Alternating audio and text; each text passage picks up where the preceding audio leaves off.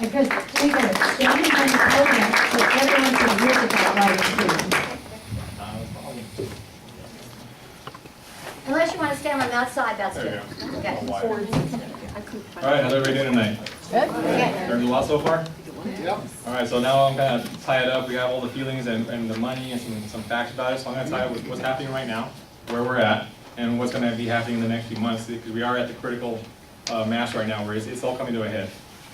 So as the mayor person said, for whatever reason, and I really don't know why, they agreed to underground the golf course. It's a very nice golf course in Jurupa Valley. And once they undergrounded that, then they were forced to underground by the school and the NAR homes there. So they had to go all the way up past Ranch Road. It still goes up overhead. Currently proposed is 3 miles in our city. So we were able to get them to have to do a subsequent EIR.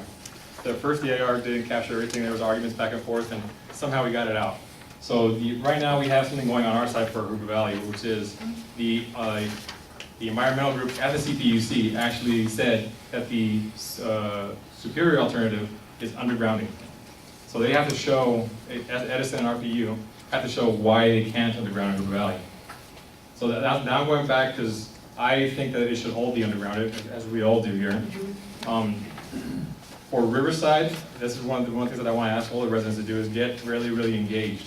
In Chino, so you guys know about the Chino Hill power lines, they were underground after a lot of pressure from the residents, a lot of pressure from the electeds there, from not only the local, but at state and the assembly, and the state assembly, state senate. So I went out and talked to all those assembly members and state senators and how they did it, and I learned something.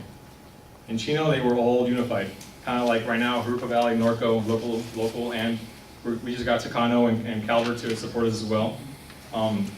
In Ontario, it was a totally different story.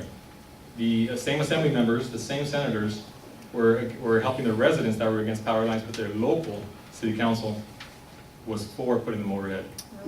So they went overhead in Ontario, but they went underground in Chino. So talking about, again, Jurupa Valley, Norco, our local governments are really active. I think the Riverside electeds are a little different from some of the experience you might have already received. So I would implore you to engage with them, email them, call them, go to the city council meetings. Now going back to the area, so now you know that at least in Jurupa Valley they have to prove why they can't underground. So we have that going for us. In Norco and throughout the Hidden Valley wildlife area that all our kids use, whether they're in Boy Scouts or even the elementary schools on all sides of the Santa River, they all go there.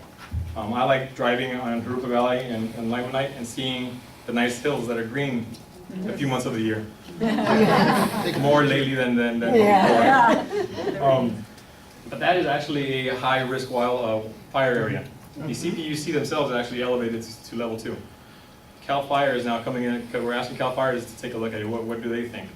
Because we've all seen Paradise, we've all seen the Thomas Fire, and any kind of loss of life, what does that cost?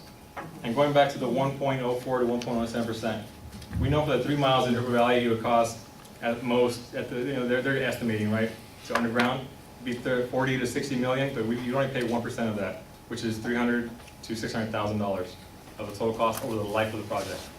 So you can kind of equate that and extrapolate it out to what it would be for, I believe it's 10 miles in Riverside? Total is 10 miles.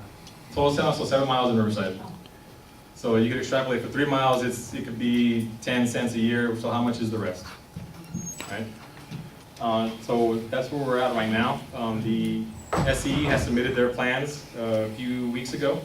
The city of Jurupa Valley has a chance to rebut that to a sense, and it's coming before the CPUC in August 6th, 7th, and 8th in San Francisco. We have asked them if they could come down here, and they have decided not to at this time. They're open to maybe perhaps coming down here after the hearing, but exactly. So, and actually at the hearing, the decision is not made. It's a recommendation is made. The decision is made a few months later. So it's not, even if they come after it, we still have a little voice that we can spend. So that's where we're at right now. That's the facts of everything. Who's paying for what, where it's going underground right now, where it's not, the fire threat, and the fact that we all believe that it should all go underground. But we do understand that Riverside does need a second connection. I want to make that clear too.